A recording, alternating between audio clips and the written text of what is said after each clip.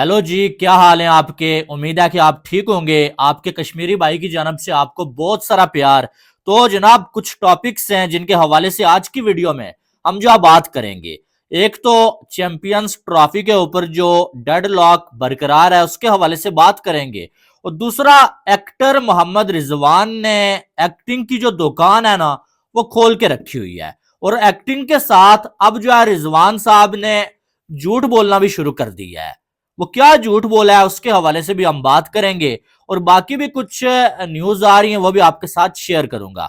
आपने, अगर आपका दिल चाहे तो वीडियो को लाइक और चैनल को सब्सक्राइब करिएगा, ठीक है। तो जनाब, सबसे पहले बात करेंगे चैंपियंस ट्रॉफी के हवाले से। तो आपको मालूम है कि पीसीबी और बीसीसीआई के दरमियान जो है वो अभी तक मामलात तय नहीं हुए हैं।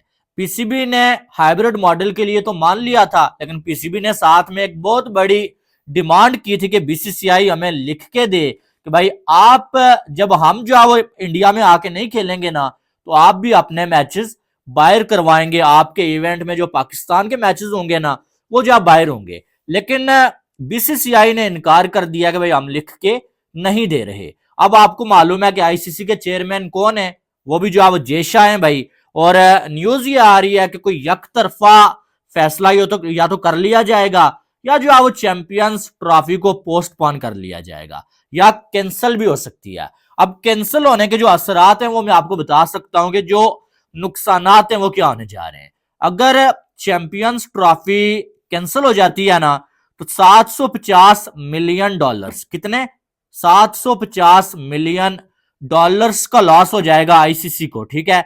और साथ में अगर इसको पाकिस्तानी रुपीज में किया जाए ना, ये 2200 करोड़ पीके आ रहे हैं, 2200 करोड़। तो यानी कि अगर कैंसिल होती है ना, इतना बड़ा नुकसान होगा कि सिर्फ आईसीसी का नहीं, बल्कि बाकी बीसीसीआई को छोड़ के और शायद पीसीबी को छोड़ के बाकी सारे बोर्ड्स का दिवालिया हो जाएगा। यानी कि इतना बड़ा इसका नुकसान हो सकता है अगर चैंपियंस ट्रॉफी जो है वो कैंसिल होती है। लेकिन मुझे नहीं लगता ये कैंसिल होगी, लेकिन ऐसा मुझे लग रहा है कि क्या होगा कि शायद जो है वो बीसीसीआई अपने स्टांस पे खड़ा रहे और पीसीबी को किसी तरह से मना लिया जाए, भाई हम लिख के तो नहीं देते, लेकिन आप जो है वो हाइब्रिड मॉडल पे करवा लें, क्योंकि बहुत बड़ा जो है वो पीसीबी को भी जो है लॉस होगा अगर चैंपियन ट्रॉफी नहीं होती या इसको होस्ट पाकिस्तान नहीं कर पाता। तो ये जो हाइब्रिड मॉडल पीसीबी ने माना है ना, हकीकत बात यही है भाई, मुझे झूठी बात करने का ना ही दिल होता है और ना ही मेरी आदत है, ठीक है। चाहे किसी को बुरी लगे या अच्छी लगे, ठीक है। बात यह है कि पीसीबी ने जो हाइब्रिड मॉडल माना है ना, ये पीसीबी ने बीसीसीआई के किसी डिमांड मानने की वजह से नहीं माना है। बीसीसीआई ने तो पीसीबी की कोई डिमांड मानी ही नहीं है। अगर मानी होती उन्होंने, वो लिख के दे देते, उन्होंने नहीं मानी है। ये पीसीबी ने इसलिए माना है कि जो पीसीबी को जो 65 मिलियन डॉलर्स का जो है वो लॉस होगा ना, उसके बाद पीसीबी को नुकसान होगा बहुत बड़ा, इंतहाई दर्जे का। और जो शायद जो है वो पाकिस्तान क्रिकेट बोर्ड का दिवालिया भी हो सकता है, ठीक है। क्योंकि आपने इधर से 1200 करोड़ स्टेडियम्स पे लगा दिए, तो उधर से पैसे आए भी ना, अगर चैंपियन ट्रॉफी हो भी ना, तो फिर तो आपका नुकसान है। इस वजह से पीसीबी ने ब्लैकमेल होके जो है वो हाइब्रिड मॉडल के लिए खामी भरी है। और अब पीसीबी ये चाहता है कि लगे हाथों हम अपनी कोई डिमांड्स भी मनवा लें, लेकिन बीसीसीआई कोई भी डिमांड मानने के मूड में नजर फिलहाल मुझे नहीं आ रहा है। अभी तक शेड्यूल अनाउंस नहीं हुआ और अभी तक इसकी कोई बात भी नहीं चल रही है कि कब अनाउंस होगा, क्या अनाउंस होगा भी या नहीं। और न्यूज ये आ रही है कि कल शायद जो है पीसीबी और बीसीसीआई के दरमियान कोई मीटिंग हो और उसमें कोई मामलात तय हो जाएं या कोई और फैसला कर लिया जाए। फिलहाल अभी तक इसका कोई फैसला जो है वो नहीं आ सका है, ठीक है। उसके बाद आगे चले अगर, तो नंबर 2 पे मोहम्मद रिजवान की बात में कर रहा था। रिजवान, पहली बात यह है कि टी20 में इसकी जगह ही नहीं बनती है, ना रिजवान की जगह बनती है ना बाबर आजम की जगह बनती है। वो अलग बात है कि मोहम्मद रिजवान को आपने कैप्टन बना दिया है और अब वो दोस्ती यारी ही पाले जा रहा है। अब कैसे ऐसा हो सकता है कि 15 ओवर एक बंदा खेल ले और वो जो है वो 183 चेस करवा के ना जाए, और एक बंदा जो है वो टी20 में जो 60 प्लस बॉलें खेल ले और उसकी सेंचुरी ना हो? ऐसा कैसे हो सकता है? ये यकीन माने, अगर मोहम्मद रिजवान किसी लीग में जाके खेले ना, इस तरह से इतना स्लो खेले ना, वो इस बंदे पे 100% डाउट करेंगे यार कहीं मैच फिक्स तो नहीं किया हुआ है, कहीं जो हमारे साथ कोई चीटिंग तो नहीं हो रही है। जिस तरह से ये बंदा पाकिस्तान का कैप्टन होते हुए पाकिस्तान के लिए रात वाले मैच में खेला, और उसके बाद जब भाई को लगा कि अब तो कुछ नहीं होगा, क्रैम्प्स भी पड़ने लगे भाई को, और सबसे बड़ा जुल्म कि फखर जमान को खिला नहीं रहे, हमें लगा कि शायद जो आप पीसीबी के सामने खिलाड़ी बेबस हैं, बोल नहीं पा रहे हैं, तो इसलिए फखर जमान के हक में नहीं बोल रहे हैं।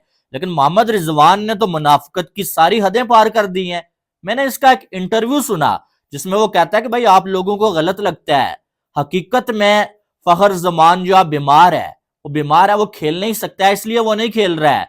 उसकी सेहत जब ठीक होगी वो दोबारा आके खेलेगा। भाई क्या हमें पागल समझा हुआ है? क्या हम उल्लू के पट्टे हैं? हमें नजर नहीं आ रहा है कि फखर जमान चैंपियंस कप खेल रहा है?